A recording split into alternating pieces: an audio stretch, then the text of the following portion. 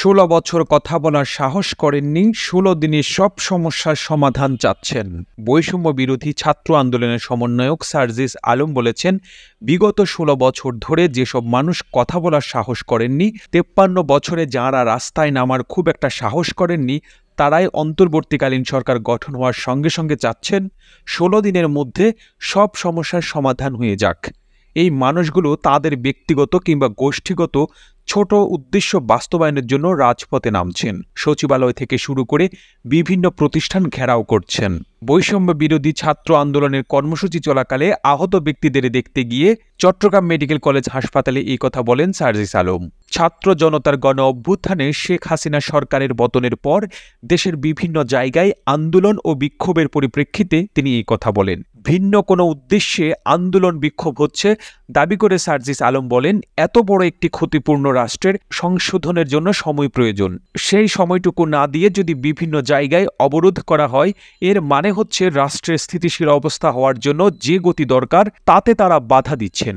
তাদের অবশ্যই ভিন্ন কোনো উদ্দেশ্য রয়েছে। বিগত সরকার বাংলাদেশকে দুর্নীতির দেশে পরিণত করেছেন বলে মন্তব্য করেন সার্জিস আলম। তিনি বলেন, আমরা বৈষম্যের বিরুদ্ধে লড়াই করেছি, কোনো একক বৈষম্য নয়, পুরো বাংলাদেশের সব সেক্টরের বৈষম্য। ১৬ বছরে ফ্যাসিস্ট সরকার দেশকে দুর্নীতির বাংলাদেশে পরিণত করেছে। আমরা যদি এতে কাজ করতে যাই, মাথা থেকে গোড়া পর্যন্ত যেতে সময় লাগবে।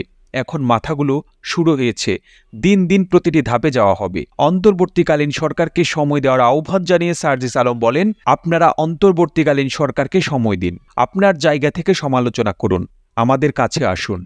আমরা অন্তর্বর্তীকালীন সরকার হোক কিংবা বৈষম্য বিরোধী ছাত্র আন্দোলন, এই প্ল্যাটফর্মগুলোর সঙ্গে আপনাদের বসার ব্যবস্থা করে দেব। কিন্তু পূর্বশর্ত হচ্ছে রাষ্ট্রকে স্থিতিশীল অবস্থায় আনার জন্য ৩ থেকে ৬ মাস অবশ্যই সময় দিতে হবে। সাংবাদিকদের উদ্দেশ্যে বৈষম্য বিরোধী ছাত্র আন্দোলনের এই সমন্বয়ক বলেন, এতদিন যে কথাগুলো বলা উচিত ছিল আপনারা বলতে পারেননি কিংবা আপনাদের বলতে দেওয়া হয়নি। এটিই সত্য। যে ঘটনাগুলো দেখেছেন কিন্তু প্রকাশ করতে পারেননি, সে বিষয়গুলো প্রকাশ করুন, কারণ এটি আপনাদের দায়বদ্ধতা। হাসপাতালে পরিস্থিতি নিয়ে সার্জিস বলেন, প্রতিটি হাসপাতালে গত ১৬ বছরে সিন্ডিকেট নামধারী মধ্যস্থতাকারী কিছু রক্তচোষা মানুষ তৈরি হয়েছে।